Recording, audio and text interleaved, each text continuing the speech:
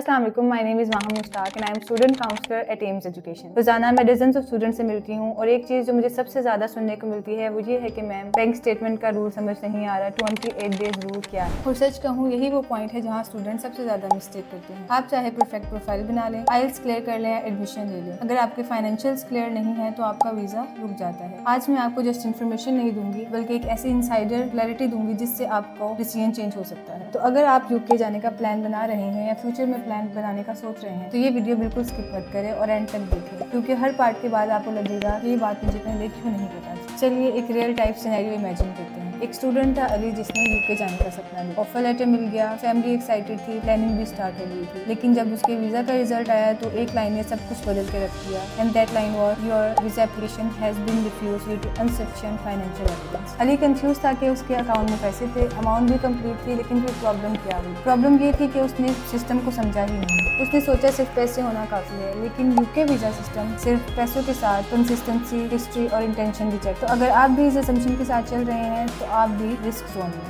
अब आते हैं उस रूल पर जो सब कुछ डिसाइड करता है, 28 डेज रूल। अक्सर स्टूडेंट इसको एक लाइन समझकर इग्नोर कर देते हैं, बट ये वो टाइमलाइन सिस्टम है जो आपकी ऑथेंटिसिटी जज करता है। रूल सिंपल है और डेंजरस। आपके अकाउंट में रिक्वायर्ड अमाउंट 28 दिन लगातार मैच्योर होनी चाहिए, लेकिन बात सिर्फ इतनी नहीं है। अगर बीच में एक भी दिन आपका बैलेंस रिक्वायर्ड अमाउंट से नीचे गया तो पूरा साइकिल रिसेट हो जाता है। और ट्विस्ट ये भी है कि आप वीजा अप्लाई करते वक्त आपकी स्टेटमेंट 1 महीना मैच्योर होनी चाहिए। तो यानी अगर आपने टाइमिंग गलत मैनेज की तो अकाउंट में पैसे जितने भी हों आपकी एप्लीकेशन वीक हो जाती है। और यही वो बहुत इंपॉर्टेंट बात है जो बहुत से कंसल्टेंट्स एंड मोमेंट पर बताते हैं तो बहुत ज़्यादा देर हो चुकी होती है। अब एक powerful insight, financial proof is not just about money, ये आपकी क्रेडिबिलिटी का मिरर है। वीजा ऑफिसर आपके डॉक्यूमेंट्स को एक स्टोरी की तरह ट्रीट कर रहा होता है। क्या आप एक जेन्युइन स्टूडेंट्स हैं यूके लाइफ के लिए या आप जस्ट डॉक्यूमेंट्स मैनेज कर रहे हैं? आपको प्रूफ करना होता है कि आप अपनी tuition fees, living expenses and dependence का खर्चा इजीली मैनेज कर सकते हैं। लेकिन अगर आपका अकाउंट पैटर्न अननेचुरल होता है, like sudden deposit, no history and inconsistent balance, तो डाउट क्रिएट होता है। और याद रखें, वीजा ऑफिसर डाउट्स क्लियर नहीं करता, वो डिसीजन देता है। इसलिए आपका फाइनेंशियल प्रोफाइल क्लियर, स्टेबल और बिलीवेबल होना चाहिए। अब आते हैं सबसे कंफ्यूजिंग सवाल पर कि कितनी अमाउंट चाहिए। हर स्टूडेंट डिफरेंट अमाउंट सुन रहा होता है, जिसकी वजह से एंजाइटी क्रिएट होती है। लेकिन आज मैं आपको ये रूल इतनी सिंपली समझाने वाली हूँ कि आप कंफ्यूज नहीं होंगे। तो बस आपने ये फॉर्मूला याद रखना है, total funds is equal to remaining fees plus living expenses. Living expenses को मेंटेनेंस भी कहा जाता है। अगर आप लंदन में स्टडी का सोच रहे हैं तो आपको per month 1171 pound living expenses show करने होते हैं और ये मैक्सिमम 9 मंथ्स के हिसाब से कैलकुलेट किए जाते हैं।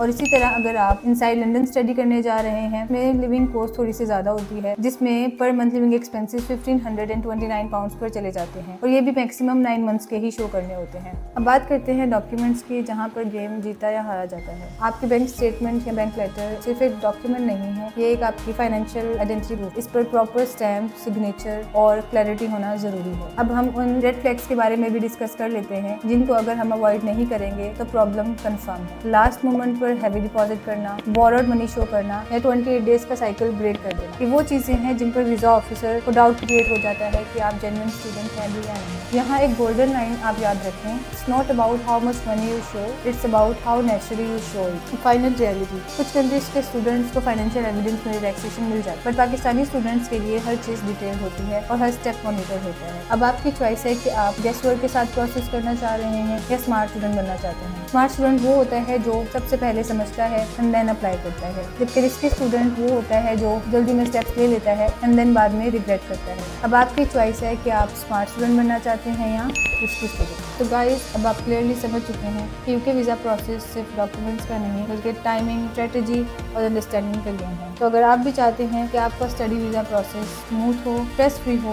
तो एम्स एजुकेशन आपके साथ खड़ा है। Think global, study global. तो गाइस, अगर आपको वीडियो अच्छी लगी हो तो वीडियो को लाइक करें, चैनल को सब्सक्राइब करें और बेल आइकन को प्रेस कर दें ताकि हर आने वाली वीडियो का नोटिफिकेशन आपको मिल जाए। और हाँ, अगर आप चाहते हैं कि नेक्स्ट वीडियो में हम किसी स्पेसिफिक टॉपिक को लेकर डिस्कस करें तो आपने कमेंट जरूर करना है। तब तक के लिए अल्लाह हाफिज।